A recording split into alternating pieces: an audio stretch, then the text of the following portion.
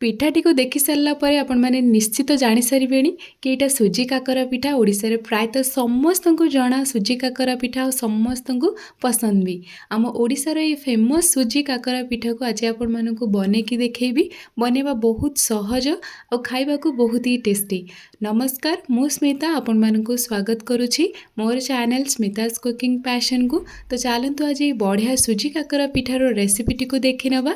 तो ये सुजी काकरा बनवाई गैस रे मु गोटे पैन बा कड़ई बसई नहीं। गैस रो फ्लेम को ये स्लो रखिकी गोटे ग्लास रो टिके कम पानी एथिरे ऐड करनवा। तो ये आपण मैंने देखिपे अल्प टिके पानी मु रखी नहीं। लुण स्वाद हिसाब रे लुण ऐड कर सारा पर एबे देसी घी अधा चामच ऐड करवा। आपण मैंने चाहिए किणा घी भी ऐड करने। तो घी को मेल्ट हो सारा पर से गुजराती गुंड ऐड करनवा। ये मु 2 ରୁ 3ଟି गुजराती गुंड ऐड करी। गुजराती गुंड द्वारा भल बास्ना आसी थाए। तो एबे आमे पानी को फुटिया लिड कवर करनवा।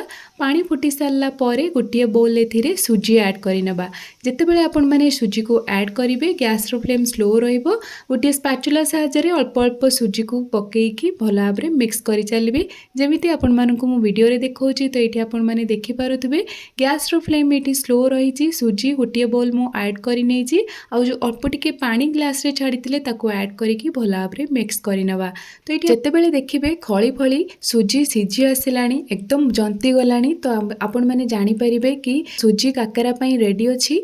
तो ये पई एबे 2 चम्मच चीनी ऐड करनवा। चीनी ऐड कर सारा पर भल भाव में मिक्स करनवा। पानी रे आपण माने केबे भी चीनी ऐड करिवे नाही काहेकि सुजी भल भाव में खोलिबो नाही और सिझिबो नाही। सेति पई मीठा को लास्ट रे ऐड करिले बहुत ही बढ़िया से खळीटी बनिबो।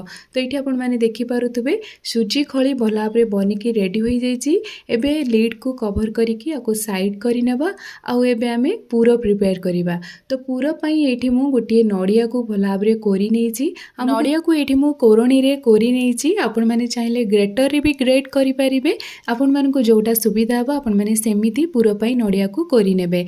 एबे गैस रे गोटे कड़ई बसई नबा। कड़ई को गरम करबा किछि दरकार नै। अल्प टिके पानी एथिरे ऐड करबा। मीठा पई एबे एथिरे आधा बोल चीनी ऐड करिनबा।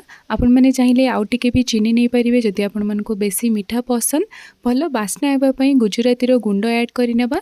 आधा चामच गोलमरीच गुंड। गोलमरीच गुंड मीठा को बैलेंस करि थाए सेति पई आपण माने गोलमरीच गुंड निश्चित ऐड करंतु। तापरे चीनी को भल भाव में मेल्ट करनवा। जितेबाला चीनी मेल्ट हो जिवो नडिया कोरा को ऐड करनवा। तो ये मु नडिया कोरा को ऐड करि नेछि। नडिया कोरा ऐड कर सारा पर भल भाव में मिक्स करनवा। जितेबाला नडिया कोरा को चीनी सहित भल भाव में मिक्स करनेबे सेतिरे बे ऐड करनवा किछि ड्राई फ्रूट्स। तो ड्राई फ्रूट्स रे ये मु नेछि आलमंड आउ काजू आउ किछि किशमिश। तो ये सब जाक ड्राई फ्रूट्स को मु छोट छोट पीस रे काटि नेछि। आपण माने चाहिले ये बिना ड्राई फ्रूट्स रे भी बनै पारिबे किंतु ड्राई फ्रूट्स रे बहुत ही टेस्टी लगी थाए। जितेबाला आपण माने सुजी काकरा पिठा को चोबेबे बा खाइबे तार जो छोट छोट खंड बहुत ही बढ़िया लगी थाए। आपण माने चाहिए को ऐड करंतु नहले नाही पूरा ऑप्शनल अछि। स्किप करके खाली नडिया रे भी ए पूरा को आपण माने बनै पारिबे बहुत ही टेस्टी लागिवो। तो एठी आपण माने देखि पारुथिबे पाखापाखि 2 ରୁ 3 मिनिट पर नडिया कोरा बनिकी रेडी हो जाइछि। तो एबे चलंतु गैस को बंद करिनेबा आ आमे सुजी काकरा पिठा बनेबा।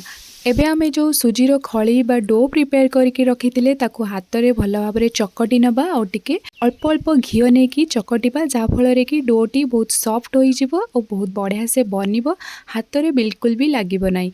तो एठी आपण माने देखि पारुथबे मु एठी घी टिके टिके नेकी भल भाव में चकटी नेछि। घी देकी चकटिले जेतेबेले आपण माने सुजी काकरा बनेबे सेतेबेले आपण मानका हाथ रे बिल्कुल भी लागिबो नाही। तो एठी आपण माने देखि पारुथबे भल भाव में आकु मु चकटी नेछि। सुजी बहुत बढ़िया से सॉफ्ट हो गलानी। एबे चलंतु आकु छोट छोट गोली बनै नबा। तो ये सबु जाक सुजी को मु 7टी गोली बनै नेछि आपण माने देखि पारुथबे। तो एबे चलंतु सुजी काकरा बनै। प्रथमे गोटे गोली नै जिबा और ताकु भल भाव रे हाथ रे गोल करि नबा। तो ये आपण माने देखि पारुथबे हाथ रे मु किपरि भाव रे गोल करूछि। तापरे ताकु भल भाव रे हाथ रे चेप्टा करि नबा बा प्रेस करि नबा। प्रेस कर साला परे गोटे गिन्ना बनै नबा और से स्पेस रे गोटे चम्मच पुरो देबा। आपण माने चाहिले एटी 1.5 चम्मच पुरो भी देई परिबे किंतु बेसी पुरो देले ପିଠାଟି ଫାଟିଯିବ ଯାହାଫଳରେ କି ପୁର ବାହାରକୁ ବାହାରି ଆସିବ।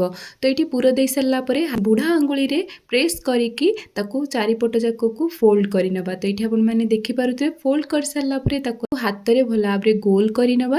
ଏଇଠି ଆପଣମାନେ ଠିକ୍ ଭିଡ଼ିଓରେ ଯେମିତି ଆପଣମାନଙ୍କୁ ଦେଖାଉଛି ସେହିପରି ଭାବରେ ବନେଇଲେ ବହୁତ ବଢ଼ିଆ ସେ ବନିବ।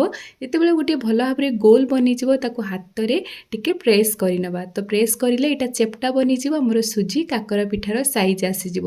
ତ ଏଇଠି ଆପଣମାନେ ଦେଖିପାରୁଥିବେ ଆଉ ସାଇଡ୍ ଗୁଡ଼ାକୁ ଆପଣମାନେ ଏମିତି ହାତରେ ଟିକେ ଟିକେ ପ୍ରେସ୍ କରିନେଲେ ବହୁତ ବଢ଼ିଆ ସେ ଗୋଟେ ଆକାର ଆସିଯିବ। ତ ଏଇଠି ଆପଣମାନେ ଦେଖିପାରୁଥିବେ କେତେ ବଢ଼ିଆ ସେ ଆମର ସୁଜି କାକରା ବନିଯାଇଛି ଛାଣିବା ପାଇଁ। ତ ଏଇଠି ଆଉ ଗୋଟେ ଆପଣମାନଙ୍କୁ ମୁଁ ବନେଇକି ଦେଖାଇ ଦେଉଛି। ସେମ୍ ଆପଣମାନେ ଗୋଟିଏ ଗୋଲି ନେଇଯିବେ, ଭଲ ଭାବରେ ତାକୁ ଗୋଲ କରିସାରିଲା ପରେ ମଝିରେ ଗୋଟିଏ ଚାମଚ ପୁର ଦେଇକି ବୁଢ଼ା ଆଙ୍ଗୁଳିରେ ପ୍ରେସ୍ କରିକି ଚାରିକଡ଼ରୁ ଫୋଲ୍ଡ କରିନେଲେ ବହୁତ ବଢ଼ିଆ ସେ ବନିବ। ଗୋଲ ହୋଇସାରିଲା ପରେ ହାତରେ ଏମିତି ପ୍ରେସ୍ କରିନେବେ। ତ ଏଇଠି ଆପଣମାନେ ଦେଖିପାରୁଥିବେ କେତେ ବଢ଼ିଆ ସେ ଆମର ସୁଜି କାକରା ସାଇଜ୍ ଆସିଗଲା। ସାଇଡ୍ ଗୁଡ଼ାକୁ ଆପଣମାନେ ହାତରେ ସେଟ୍ କରିନେବେ ଯାହାଫଳରେ କି ବାହାରକୁ ବିଲକୁଲ ବି ପୁର ଆସିବ ନାହିଁ, ବହୁତ ବଢ଼ିଆ ସେ ବନିବ। ତ ଏହିପରି ଭାବରେ ଆପଣମାନେ ସବୁଯାକ ଗୋଲିକୁ ପୁର ଦେଇକି ସୁଜି କାକରା ପିଠା ସାଇଜ୍ରେ ବନେଇ ନେବେ। ତ ଏଇଠି ଆପଣମାନେ ଦେଖିପାରୁଥିବେ କେତେ ବଢ଼ିଆ ସେ ସୁଜି କାକରା ପିଠା ବନିକି ରେଡ଼ି ହୋଇଯାଇଛି, ବାସ୍ ଛାଣିବା ବାକି ଅଛି। ଯଦି ଆପଣମାନଙ୍କର ସୁଜି କାକରା ପିଠା ବନେଇ ସାରିଲା ପରେ ପୁର ବଞ୍ଚି ଯାଉଛି ତାହେଲେ ଆପଣମାନେ ନଡ଼ିଆ ପୁରକୁ ଲଡ଼ୁ ବନେଇ ପାରିବେ ଆଉ ଟିକେ ଗରମ କରିକି। ଏବେ ଚାଲନ୍ତୁ ଏଇସବୁକୁ ଛାଣି ନେବା। ତ ଆଗରୁ ମୁଁ ଗ୍ୟାସ୍ରେ କଢ଼େଇରେ ତେଲ ନେଇକି ଭଲ ଭାବରେ ଗରମ କରି ନେଇଛି। ହାଇ ଫ୍ଲେମ୍ରେ ତେଲକୁ ଗରମ କରି ନିଅନ୍ତୁ ଆଉ ଗୋଟେ ଛୋଟ ଗୁଲିକୁ ଛାଡ଼ନ୍ତୁ। ଯଦି ଛୋଟ ଗୁଲିଟି ତେଲ ଉପରକୁ ଉଠି ଆସୁଛି ତାହେଲେ ଟେମ୍ପରେଚର ତେଲର ବହୁତ ବଢ଼ିଆ ଅଛି, ସେତେବେଳେ ହିଁ ଆପଣମାନେ ସୁଜି କାକରା ପିଠାକୁ ତେଲରେ ଛାଡ଼ିବେ। ତ ଏଇଠି ମୁଁ ସୁଜି କାକରା ପିଠାକୁ ତେଲରେ ଛାଡ଼ି ଦେଇଛି। ମୁଁ ଦୁଇଟି କରିକି ଛାଣିବି, ଯେ ଆପଣମାନେ କଢ଼େଇର ସାଇଜ୍ ହିସାବରେ ପିଠାକୁ ଛାଡ଼ିବେ। ମିଡ଼ିୟମ୍ ଫ୍ଲେମ୍ରେ ବ୍ରାଉନ୍ କଲର୍ ହେବା ଯାକେ ସୁଜି କାକରା ପିଠାକୁ ଛାଣିବା। ତ ମଝିରେ ମଝିରେ ଆପଣମାନେ ୟାକୁ ପଲଟେଇ ପାରିବେ।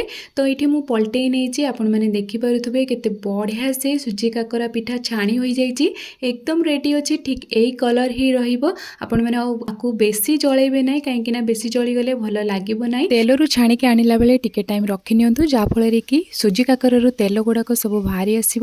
ଏବେ ବାକି ତକ ସୁଜି କାକରାକୁ ଛାଣି ନେବା। ତ ଏଇଠି ତେଲରେ ମୁଁ ପୁଣି 2ଟି ସୁଜି କାକରାକୁ ପକେଇ ନେଇଛି। ବ୍ରାଉନ୍ କଲର୍ ହେବା ଯାକେ ମିଡ଼ିୟମ୍ ଫ୍ଲେମ୍ରେ ଫ୍ରାଏ କରନ୍ତୁ, ଦେଖିବେ ବହୁତ ହି ବଢ଼ିଆ ସେ ଫ୍ରାଏ ହୋଇଯିବ। ଏଠି ଆପଣମାନେ ଦେଖିପାରୁଥିବେ କେତେ ବଢ଼ିଆ ସେ ଫୁଲି ବି ଯାଇଛି, ବହୁତ ହି ବଢ଼ିଆ ସେ ବନିବ। ଯେମିତି ଆପଣମାନଙ୍କୁ ମୁଁ ବତେଇଲି ସେହିପରି ଭାବରେ ଯଦି ଆପଣମାନେ ସୁଜି କାକରା ବନାଉଛନ୍ତି ବହୁତ ହି ବଢ଼ିଆ ସେ ବନିବ। ପର୍ବପର୍ବାଣୀରେ ଆପଣମାନେ ନିଶ୍ଚିତ ଏଇ ରେସିପିଟିକୁ ଟ୍ରାଏ କରନ୍ତୁ, ବହୁତ ହି ପସନ୍ଦ ଆସିବ। ଆପଣମାନେ ତ ନିଶ୍ଚିତ ଜାଣିଥିବେ ମହାପ୍ରଭୁ ଜଗନ୍ନାଥଙ୍କର କେତେ ପସନ୍ଦ ସୁଜି କାକରା। ଆପଣମାନେ ନିଶ୍ଚିତ ମହାପ୍ରଭୁ ଜଗନ୍ନାଥଙ୍କ ପାଇଁ ସୁଜି କାକରା ବନାନ୍ତୁ ଆଉ ତାଙ୍କ ପାଖରେ ପ୍ରସାଦ ଚଢ଼ାନ୍ତୁ, ଦେଖିବେ ବହୁତ ହି ଶାନ୍ତି ମିଳିବ, ଆପଣମାନଙ୍କୁ ମନରେ ତୃପ୍ତି ଆସିବ। ତ ଆପଣମାନେ ନିଶ୍ଚିତ ପର୍ବପର୍ବାଣୀ ହଉ ଏମିତି ଖାଲି ଟାଇମ୍ରେ ବି ସୁଜି କାକରା ବନେଇକି ଖାଆନ୍ତୁ। ଏହିପରି ଭାବରେ ସୁଜି କାକରା ବନେଇଲେ ବହୁତ ହି ବଢ଼ିଆ ସେ ବନିବ। ଆପଣମାନଙ୍କୁ ମୁଁ ଗୋଟିଏ ପିଠା ଫାଳ କରିକି ଦେଖାଇ ଦେଉଛି। ଆପଣମାନେ ଦେଖିପାରୁଥିବେ କେତେ ବଢ଼ିଆ ସେ ସଫ୍ଟ ବନିଛି, ବହୁତ ହି ବଢ଼ିଆ ସେ ବନିବ। ଯେପରି ଭାବରେ ଆପଣମାନଙ୍କୁ ମୁଁ ସୁଜିର ଖଳିଟା ବନେଇବା ଦେଖେଇଲି ସେହିପରି ଭାବରେ ଯଦି ବନାଉଛନ୍ତି ସୁଜି କାକରା ପିଠା ବହୁତ ହି ସଫ୍ଟ ବନିବ। ଆପଣମାନେ ତ ଜାଣିଥିବେ ଆମ ଓଡ଼ିଶା ଫେମସ୍ ସୁଜି କାକରା ପିଠା ଏବେ ପୁରା ଇଣ୍ଡିଆରେ ପ୍ରସିଦ୍ଧ ଅଛି। ସମସ୍ତେ ସୁଜି କାକରା ପିଠାକୁ ପସନ୍ଦ କରୁଛନ୍ତି, ଟ୍ରାଏ କରୁଛନ୍ତି। ତ ଆପଣମାନେ ନିଶ୍ଚିତ ଘରେ ଏହି ପିଠାକୁ ଟ୍ରାଏ କରନ୍ତୁ ଆଉ କମେଣ୍ଟସ୍ କରିକି ଜଣାନ୍ତୁ ଆପଣମାନଙ୍କର ଏହି ସୁଜି କାକରା ପିଠା କେମିତି ବନିଲା। ଆଶା କରୁଛି ଆପଣମାନଙ୍କୁ ଏହି ରେସିପିଟି ପସନ୍ଦ ଆସିଥିବ। ରେସିପିଟି ପସନ୍ଦ ଆସିଲେ ଭିଡ଼ିଓକୁ ଲାଇକ୍ କରନ୍ତୁ, ସେୟାର କରନ୍ତୁ ଆଉ ଚ୍ୟାନେଲକୁ ସବସ୍କ୍ରାଇବ୍ କରିଦିଅନ୍ତୁ। ବେଲ୍ ଆଇକନ୍କୁ ଟଚ୍ କରିବାକୁ ଜମାରୁ ଭୁଲିବେନି ସବୁଯାକ ଭିଡ଼ିଓର ନୋଟିଫିକେସନ୍ ପ୍ରଥମେ ପାଇବା ପାଇଁ। ପୁଣି ଦେଖା ଗୋଟେ ନୂଆ ଭିଡ଼ିଓରେ। Thank you for watching.